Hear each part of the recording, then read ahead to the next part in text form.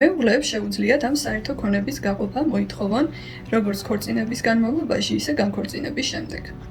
მეუღლეთა თანასაკუთრების გაყოფა ხდება მათი ურთიერთშეთანხმებით, თუ კი ვერ თანხმდებიან, მაშინ სასამართლოს წესით. თუ კი ამ საერთო ქონების თანაბრად გაყოფა ვერ მოხერხდა და ისე მოხდა, რომ ერთ მეუღლეს უფრო დიდი რაოდენობის ქონებრივი ღირებულების მქონე ნივთები მიეკუთვნა, მაშინ მეორე მეუღლეს შეუძლია მოითხოვოს ფულადი ან სხვაგვარი კომპენსაცია. ითვლება, რომ მათ მიერ შეძენილი ქონება თანაბრად ეკუთვნით მათ და შესაბამისად 50-50 არის მათი წილი ამ ქონებაში. სასამართლოს შეუძლია სხვაგვარად განსაზღვროს ეს საკითხი, თუ კი არასრულწლოვანი შვილის ინტერესები მოითხოვს. მაგალითად, როდესაც არასრულწლოვანი შვილი ერთ-ერთ მშობელთან ცხოვრობს და ერთი მშობელი უფრო მეტ ხარჯს წევს ამ შვილზე, ვიდრე მეორე.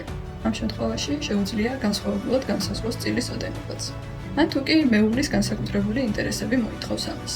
ასევე იმ შემთხვევაში, როდესაც ერთ-ერთი მეუღლი არაკეთილსინდისიერად ხარჯავდა ამ ქონებას, მაგალითად, თუ კი აზარტულ თამაშებში იყენებდა და ასე შემდეგ.